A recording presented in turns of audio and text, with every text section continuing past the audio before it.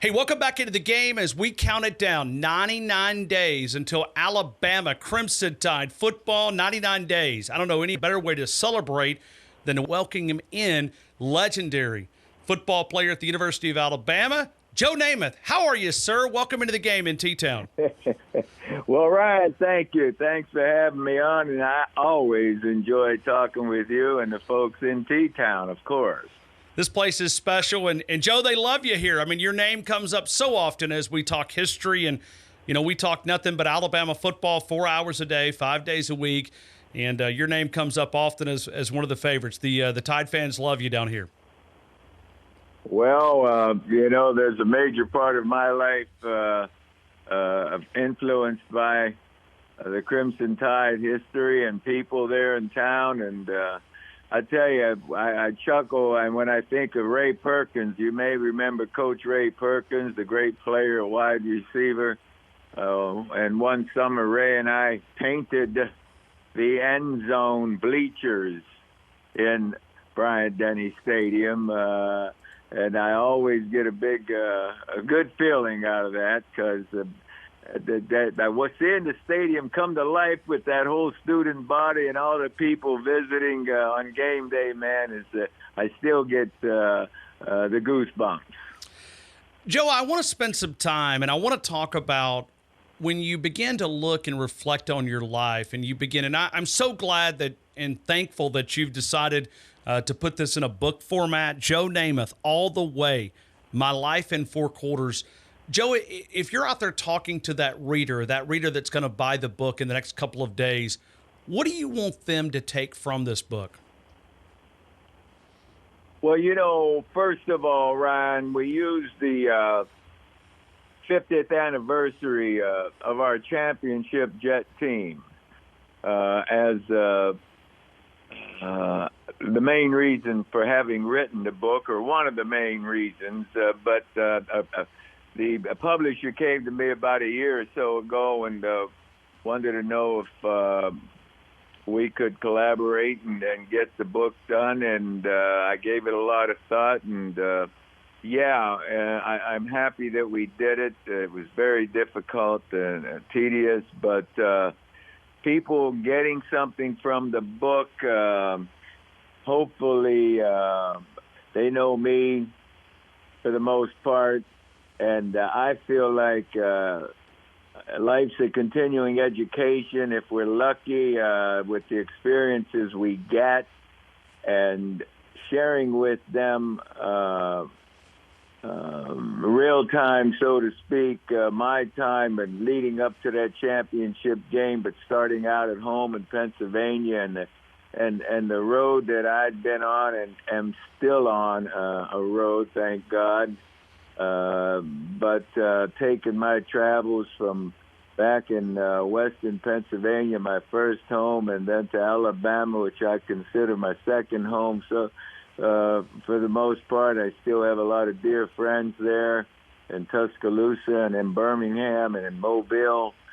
And then moving on to New York and that career. One of the big things, Ryan, is with the game, stressing to youngsters out there, people out there, all over the country, we knew what it was like to be an underdog. There are a lot of underdogs in life, in everyday life. There are more underdogs in our society than there are the favorites, so to speak. And I want to emphasize to them what I emphasize to my family and grandchildren. If we're fortunate to develop a passion for something, to not be deterred by the odds on achieving it. Some people say, oh, man, they're told they can't do something, and okay, I'll go do this then. I kind of... with who I wrote this book for, so to speak, for the underdogs and also the favorites too, man. Things happen in life, to the underdogs and the favorites both. It isn't how we get knocked down that matters. It's how we get back up. And I know I've had a life full of highs and lows and lows. And so dealing with some of the lows and explaining how I felt about them and how determination and getting help from others is very important and critical. That's, I'd like to say that's in a nutshell, but it isn't. That's pretty long-winded, but it covers a lot of territory.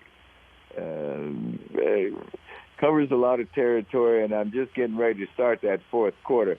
One of the things, Ryan, I've seen in life, in sports certainly, and I use it in the book, I say, look, I've seen a lot of games won and lost in that third and fourth quarter. So just because we're past halftime, just because we're at an age to where some people are even retiring, that doesn't mean that you stop growing.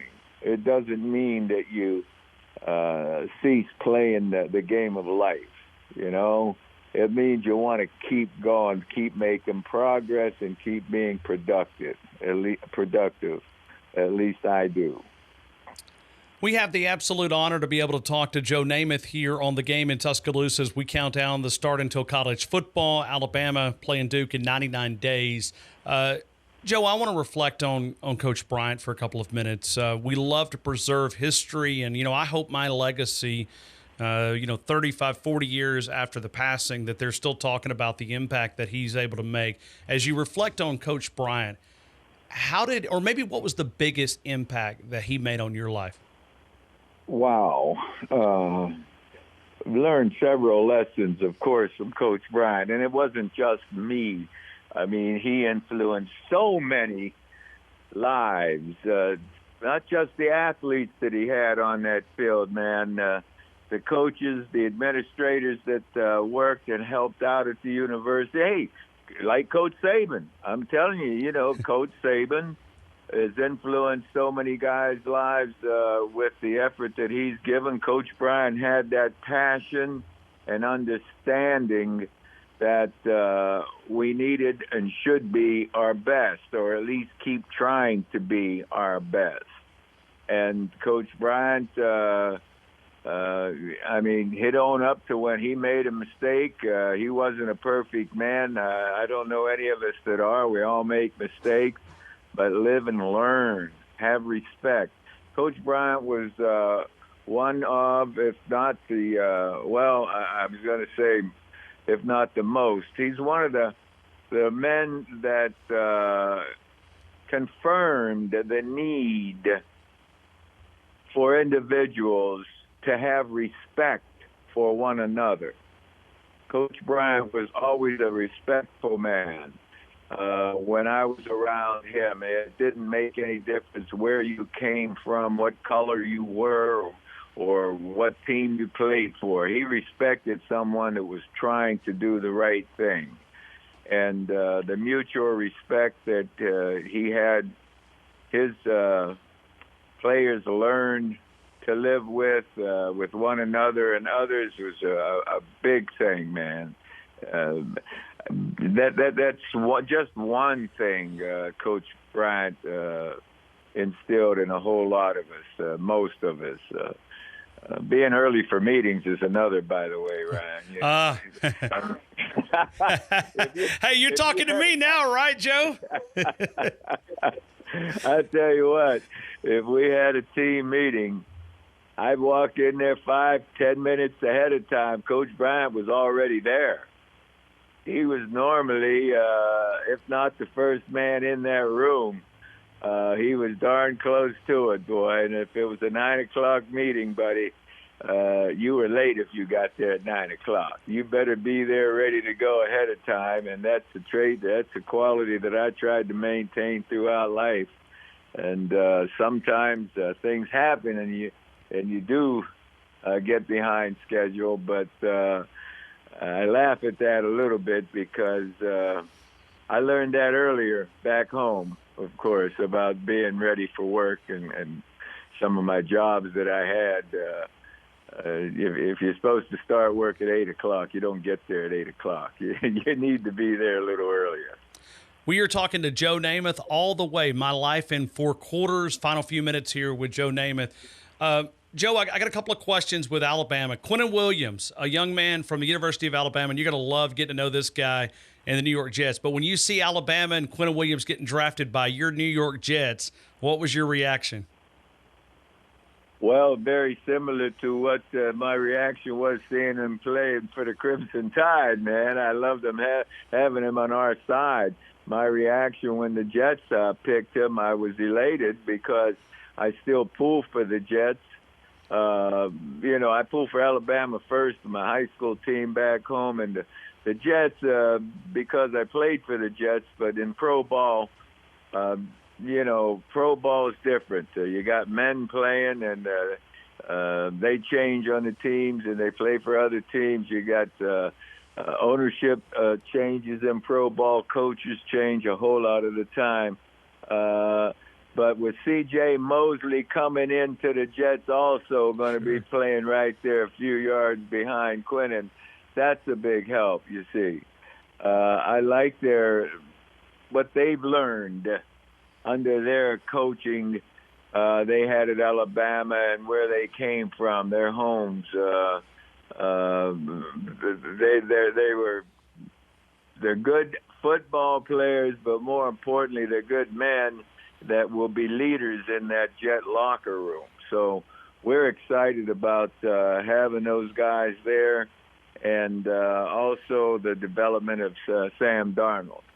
But even before that, I'm looking for that Duke bunch to get something. I'm looking for our guys to whip Duke. That's what I'm looking for. 100%. And listen, it's been 100 and something days since we lost to Clemson. We got a little sour taste in our mouth, so somebody's got to pay the price. And unfortunately, Duke, you're next. You're the only one. So, Joe, I also want to ask you from a quarterback position, there's a lot of similarities between throwing the football, and I look back at video clips of you, and I look at Tua Tagovailoa, the ease of throwing the football, the flip, and the ease of the way it comes off of his hand.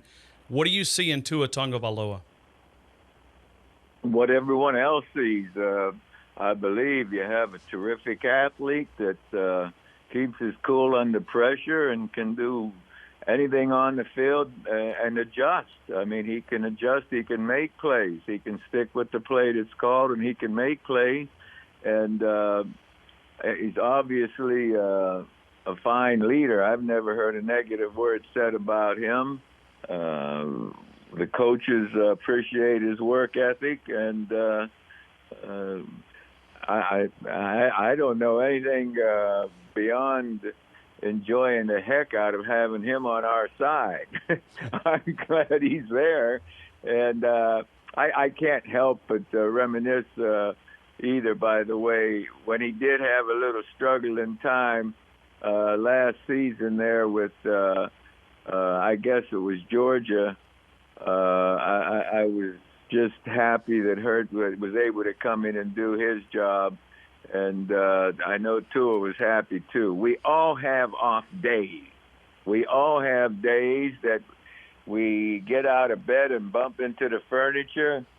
And sometimes it's tough. But I haven't seen Tua have any off days. I've seen him have very few off plays. But, again, I've seen Tom Brady have a couple of plays that weren't good, and Kenny Stabler, myself, I had a whole lot of plays that weren't good. But Tua, I'm just so happy he's on our side. Joe, I want to reflect on Coach Malmore for just a minute, because as I watched this success of Alabama, the facilities, Coach Moore had a vision. He came to you and he talked about it, and you created the Joe Namath and Friends, the first annual golf tournament. That is something that still happens just a couple of weeks ago here in Tuscaloosa. Talk about Malmore and what he meant to the university to get their facilities back in place and then allow this guy by the name of Nick Saban to come in and do what he's been able to do, which is incredible. Well, Mel, like many of us and more than some of us that have moved around the country, the Crimson Tide, that was his passion. The university, his passion, his family. He lived for the people and the University of Alabama, and he was wonderful. He was a friend. He and I were with Coach Bryant, along with. Oh boy, I won't get into naming a lot of guys, man, but Mel was a fine quarterback at Alabama, and whenever he became athletic director, so many people in the state of Alabama were thrilled about that. And Mel, hey, you know the job that Mel did, and what is going on. Greg Burns is doing a fine job now. You know, Mel was right there from the state, Florence, I believe, Florence or Sheffield. And he's one of Alabama's own, born and bred, you know, and a finer man I've never met, I promise you. A finer man I have never met than Mel Moore. Hey, Joe, I'm going to end it with that. All the Way, which is the book that I know Alabama fans are out there. This has already become a fast-selling book. It's on the top 50 list. Joe Namath telling his story all the way, my life in 4 quarters, as he talked about beginning that fourth quarter. Joe, it's absolutely a treat to be able to catch up with you and talk Alabama football. We love it here in T-Town, and so excited that we could spend a couple of minutes talking Alabama football and your life. It's certainly a lot of us will take from the book, and to be able to take those life lessons and apply to us here in T-Town. Thank you, Joe, for helping us out. Well, thank you, Ryan, and I look forward to talking with you again during the season, buddy. Roll Tide, Joe. All right, roll Tide, Ryan. Roll Tide. And that is Joe Willie Namath. We'll continue with more of the game next on Tide 102.9 and 100.9, the home of Alabama Crimson Tide Sports.